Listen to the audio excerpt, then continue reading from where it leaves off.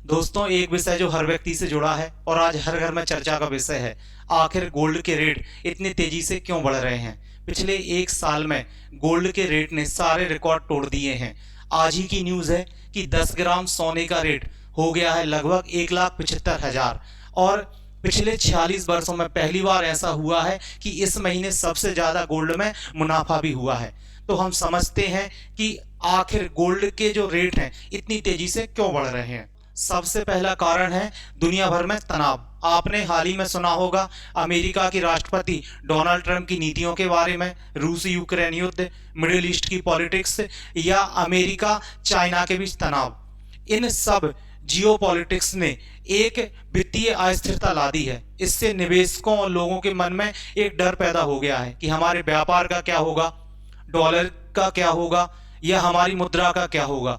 ऐसे में लोग अपने पैसे को ऐसी जगह निवेश करना चाहते हैं जो स्थायी हो और सुरक्षित हो, और ऐसे में सबसे अच्छा विकल्प है गोल्ड। यहाँ पर हम देखते हैं कि विश्व में जब जब युद्ध का माहौल हुआ है तब तब सोने की कीमतों में बढ़ोतरी हुई है और लोगों को सबसे ज्यादा गोल्ड में मुनाफा हुआ है। यहाँ पर कुछ युद्ध के नाम हैं और महीनों के नाम हैं और यहाँ पर दिया गया है कि उन मंथ में लोगों को गोल्ड में कितना मुनाफा हुआ है। जैसे ईरान क्रांति के समय सितंबर 1979 में लगभग 24% का मुनाफा हुआ था। ईरान इराक युद्ध के समय जून 1980 में लगभग 18% का मुनाफा हुआ था।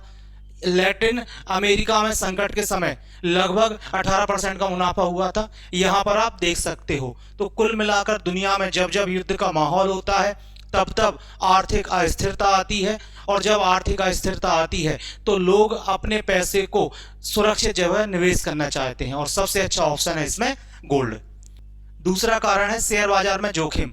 जब विश्व में वित्तीय अस्थिरता होती है तो लोगों को लगता है कि उनका पैसा शेयर बाजार में सुरक्षित नहीं है, तो वह अपने निवेश को शेयर बाजार से निकालकर किसी सुरक्षित जगह लगाना चाहते हैं, और इसके लिए भी सबसे अच्छा विकल्प है गोल्ड।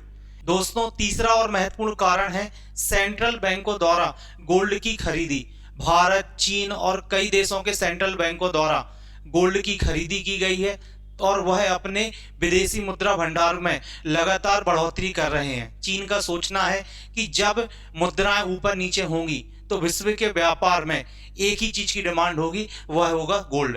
तो चाइना लगातार गोल्ड की खरीदी कर रहा है। नवंबर 2025 तक लगभग 2300 टन गोल्ड की खरीदी चाइना कर चुका है और विश्व में सबसे ज्यादा सोने के भंडार वाला देश बन गया है।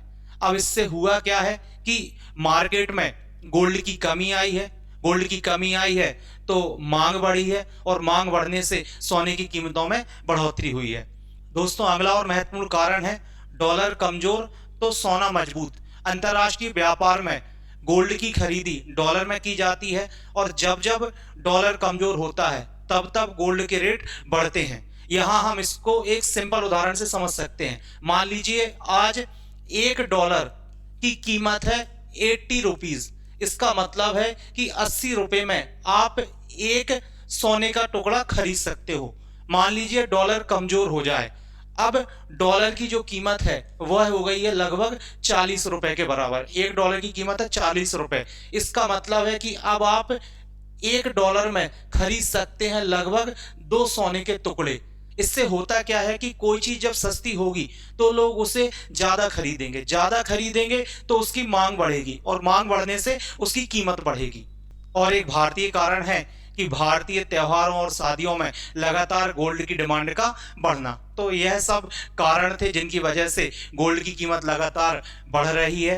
तो आगे सवाल है कि क्या गोल्ड की कीमत आगे और बढ़ेगी? तो विशेषज्ञों का मानना है यदि वैश्विक राजनीति इसी तरह से बनी रही तो सोने की कीमत और बढ़ेगी। 2026 में गोल्ड की कीमत बढ़ने के पूरे चांस हैं।